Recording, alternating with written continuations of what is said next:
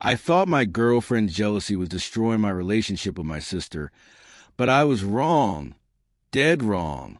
The first fissure in the seemingly perfect porcelain of our new family dynamic didn't crack with a dramatic shout. It spiderwebbed out from a single, softly spoken, yet utterly venomous sentence. A sentence that would prove to be the thread that, when pulled, would unravel the entire carefully constructed tapestry of my life, revealing a horrifying picture I never knew lay beneath. It was the seventh day of our 3-week pilgrimage back to my childhood home, a trip dedicated to celebrating my sister Kylie's 22nd birthday. The house still hummed with the residual warmth of celebration, the air sweet with the ghosts of birthday cake frosting and laughter. For 6 glorious days, my girlfriend, Sarah, had not just entered our family sphere. She had assimilated into it with a grace that left me in a state of grateful awe. I'm 20 and Sarah is 22. We'd been orbiting each other for what felt like forever before our relationship solidified into something official 10 months ago. Bringing her home was a milestone I'd built up in my head with all the anxiety of a young man desperately hoping the two most important worlds in his universe would collide without exploding. And for a while, it seemed they wouldn't just coexist, they would merge. Sarah had charmed my parents with an effortless blend of respect and playful wit, helping my mom chop vegetables for dinner and debating classic rock with my dad. But the real miracle, the thing that made my heart feel too big for my chest, was her relationship with Kylie. Kylie, my fierce, brilliant, and heartbreakingly fragile older sister. 2 years my senior.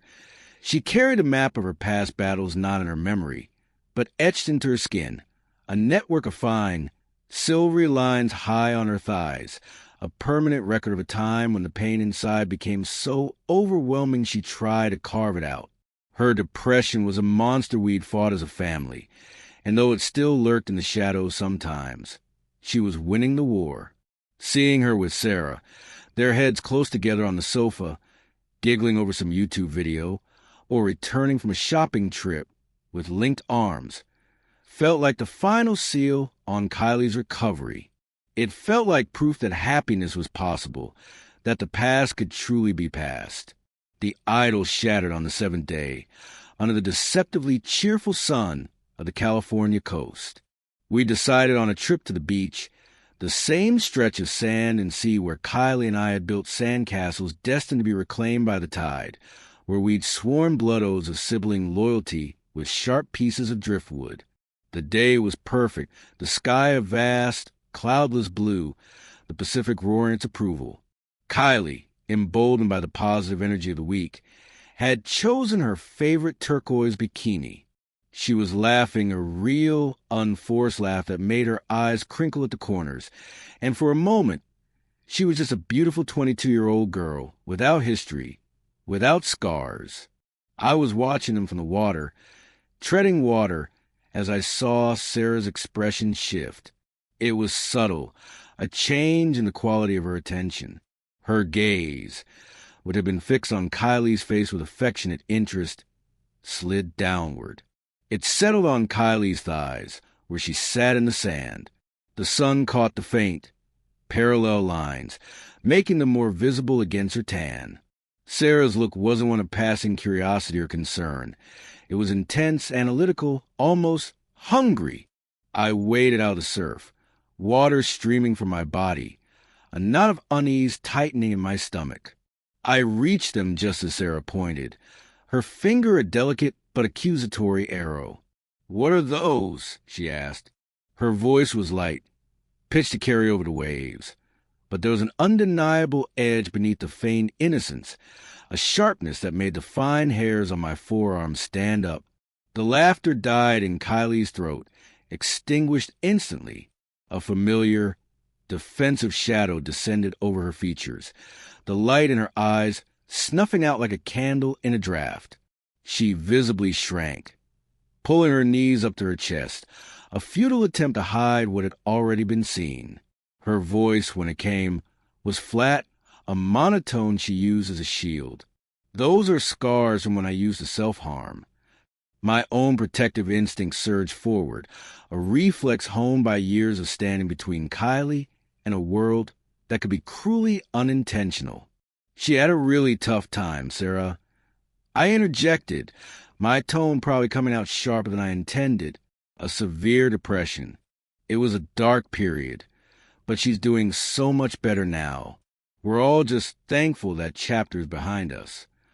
I reached out and placed a hand on Kylie's shoulder, a silent message. I'm here. You're not alone. Sarah didn't even glance at me. Her eyes remained locked on Kylie, and I saw it then, a faint, almost imperceptible smirk tugging at the corner of her mouth. It was there and gone so fast. I almost thought I'd imagined it. It's a stupid thing to do. Why would you harm yourself? She said, her voice dripping with condescension that was utterly alien to the sweet, sometimes insecure girl I thought I knew. I think girls who do that just do it for attention. They want everyone to see how miserable they are, to make it everyone else's problem. The words didn't just hang in the air, they poisoned it.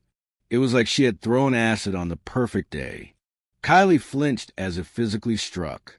The color drained from her face, leaving her pale and trembling. You have no idea what you're talking about, she whispered, her voice cracking under the strain.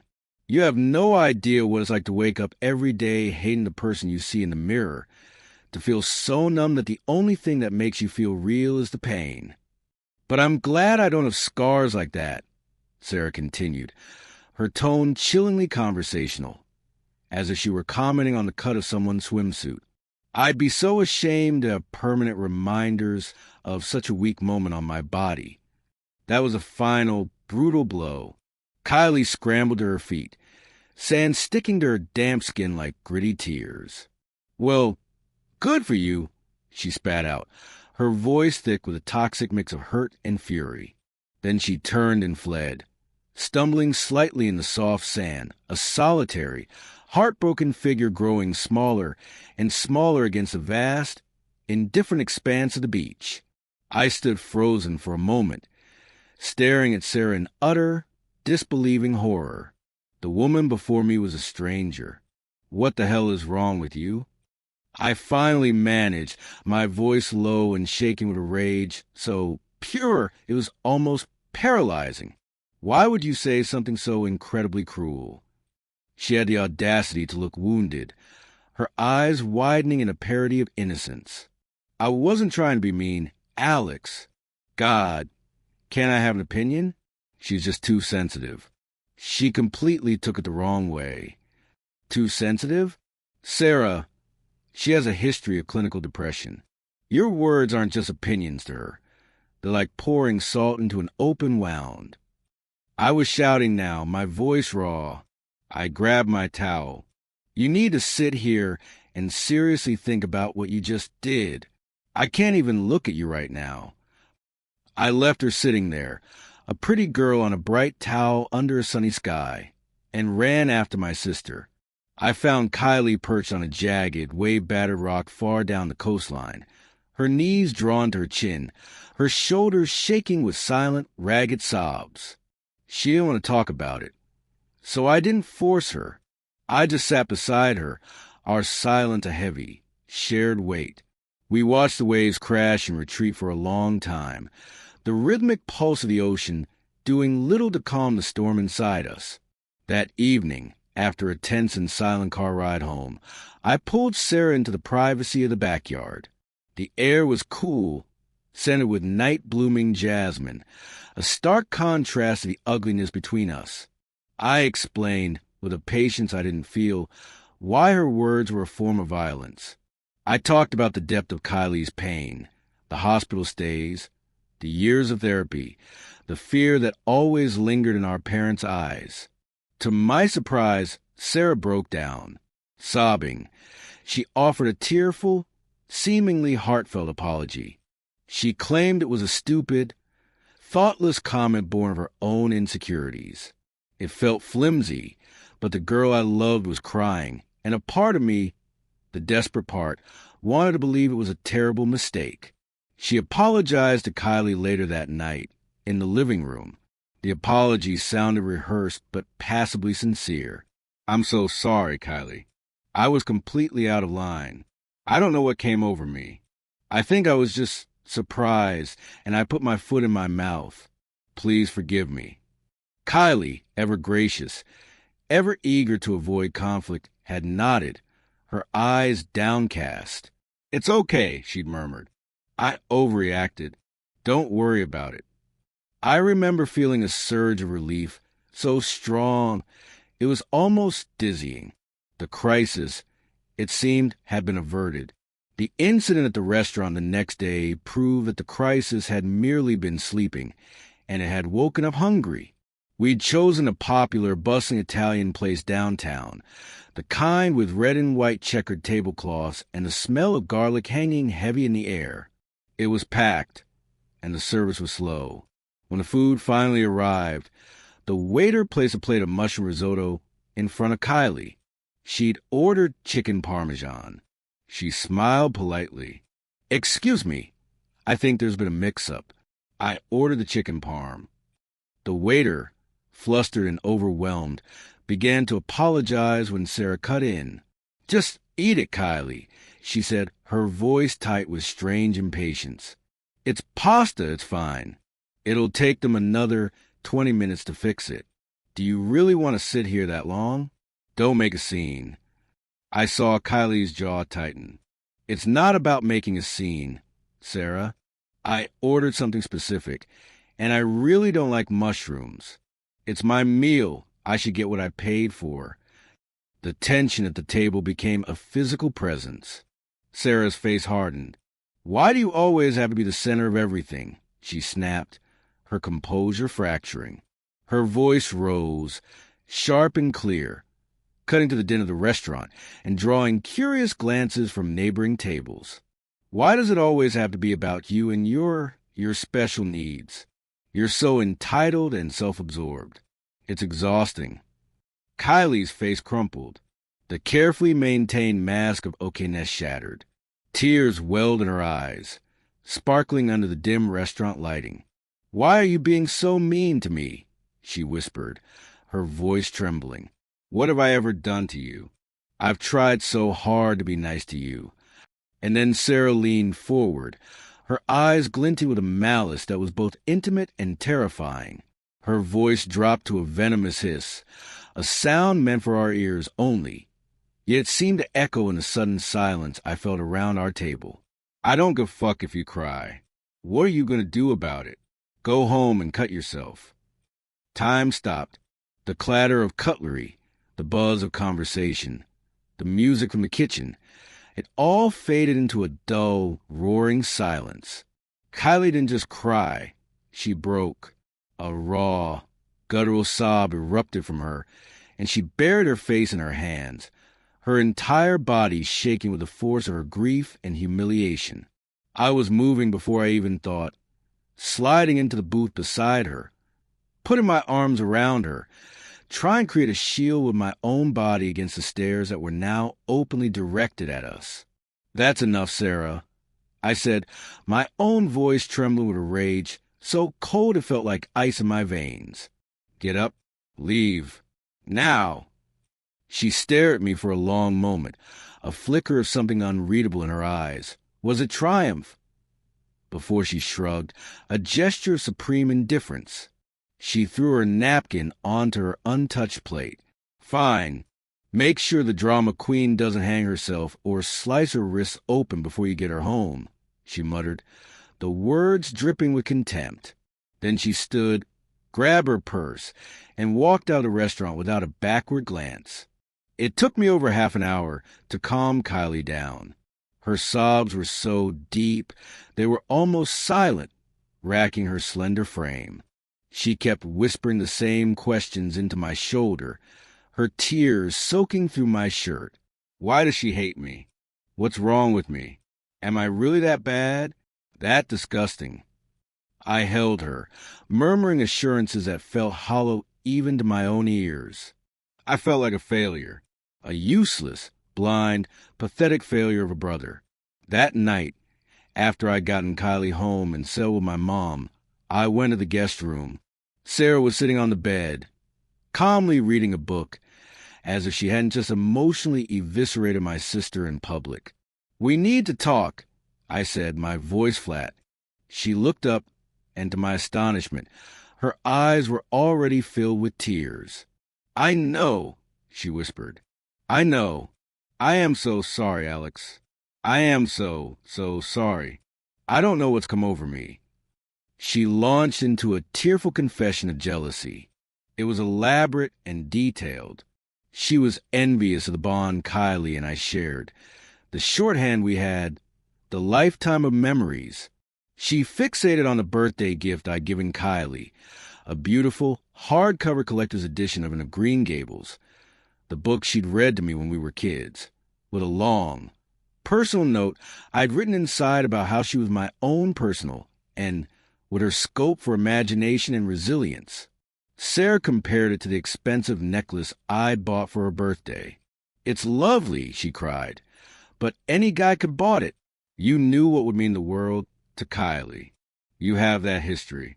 I want that with you." It was a masterful performance.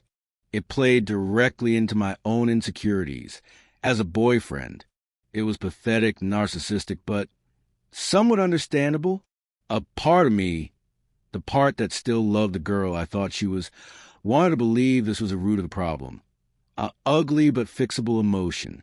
I gave her a stern ultimatum, a final chance. She promised, through tears, that she would change. But the truth was a monster waiting in the attic, and I found it the next day, driven by a desperate need to prove to Sarah that our relationship could have its own unique depth. I decided to perform a grand gesture for Kylie. I remembered her talking about a lost heirloom, a silver locket from our grandmother that had disappeared during one of our many moves.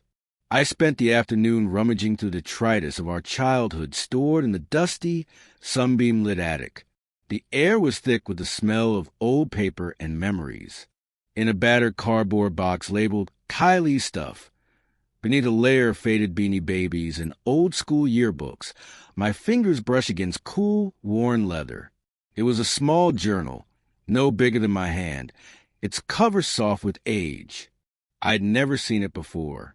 A sense of profound intrusion warred with a gnawing curiosity. I opened it. The handwriting was Kylie's, but from a younger, more chaotic time, the peak of her depression. My heart broke anew with every page. The entries were a torrent of pain, descriptions of a darkness, so profound I could barely comprehend it. I had been a kid then, aware she was sad, but oblivious of the true depth of her despair. Then I found an entry dated a week before her most serious suicide attempt, the one that had left the deepest scars, both physical and emotional. She wrote about a friend she'd met in an online forum, a girl who went by the screen name Silverlining. At first, Silverlining seemed like a godsend, someone who understood her pain, who didn't judge her.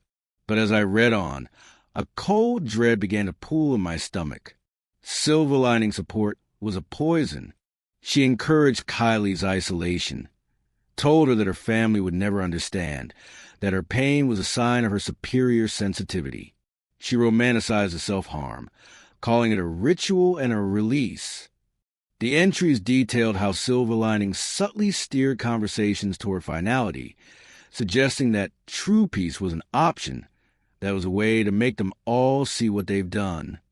The final entry before the attempt was chillingly succinct. Silverlining is right. Maybe it's the only way to make them see. To make him see.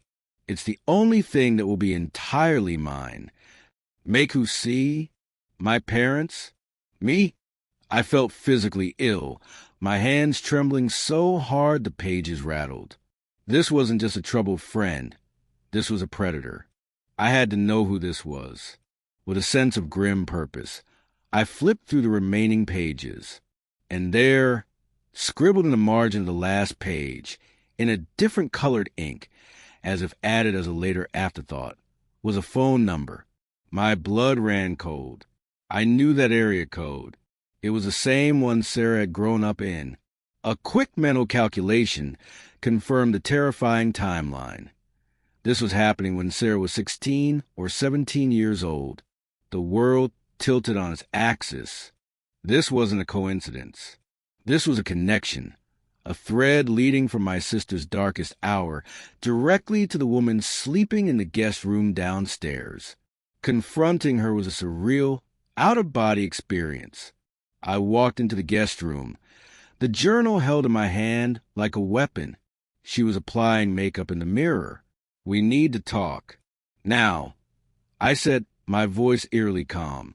She turned, her smile fading when she saw my expression. "What's wrong?" I held up the journal. "I found this." Her eyes flicked to the leather cover, and for a single unguarded moment, her face was a canvas of pure, unadulterated shock. And then something else. Not fear, not guilt. It was a flash of satisfaction, triumph. It was gone in a nanosecond, replaced by that chilling, preternatural calm I was starting to recognize as her true self. "You finally figured it out," she said, a small, serene smile gracing her lips. She didn't even try to deny it. She sat down on the edge of the bed, perfectly composed. "I wonder how long it would take. I knew you were close to your sister. I needed to understand why." My legs felt weak. I leaned against the doorframe. "It was you? You were silver lining? You encouraged my sister to kill herself." The words felt absurd, impossible coming out of my mouth. She waved a dismissive hand. Encourage is such a loaded word. It was research. I was a curious teenager, fascinated by the psychology of pain, of despair. She was a perfect subject, so articulate in her suffering, so beautifully vulnerable. She spoke as if discussing a laboratory rat. "When I met you at that party years later, and you mentioned your sister's name and her past, it was like serendipity. The universe was handing me the perfect case study. I had to see the aftermath firsthand. I had to get close to the source, to the family, to see how the trauma had shaped you all. The sheer, calculated cruelty of it was so vast my mind couldn't immediately process it. Her recent abuse wasn't a sudden onset of jealousy. It was a continuation of a twisted, long-term experiment. The kind, insecure girlfriend was a persona, a carefully constructed tool to get closer to her subject. The jealousy story was just a convenient, plausible cover to explain away any hostility. She had been playing us all from the very beginning. I felt nauseous. "You are a monster," I whispered. She shrugged. "I'm a scientist of the human condition. You just lack the perspective to appreciate the experiment." "Get out," I said, my voice gaining a steely strength I didn't know I possessed. "Pack your bags. I'm taking you to the bus station. And if you ever come near me or my sister again, I will take this journal directly to the police. What you did is not research. It's criminal. It's evil." To my horror, she simply nodded, that unnerving smile still in place. "As you wish. The data collection phase is largely complete anyway." She packed her suitcase with methodical efficiency, as if she were leaving a hotel after a business trip. I drove her to the Greyhound station in silence, so heavy it felt like a physical weight in the car. I bought her a one-way ticket, the act of handing the money to the cashier feeling like a transaction with the devil. Watching the bus pull out of the bay and disappear into the traffic felt like exorcising a demon from my life.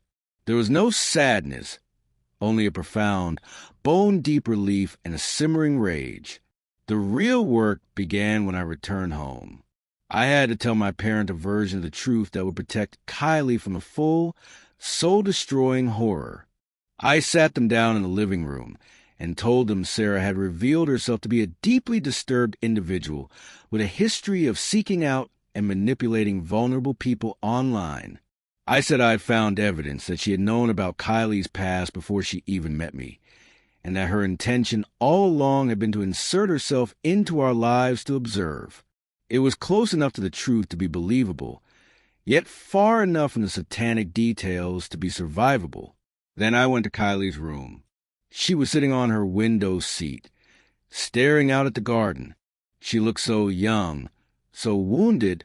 "She's gone, Kylie," I said, sitting beside her. "For good. It's over. I am so sorry I ever brought her here."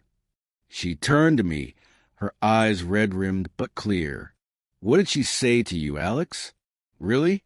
What was this all about?" I took a deep breath, choosing my words with the care of a bomb disposal expert. I couldn't tell her about silver lining.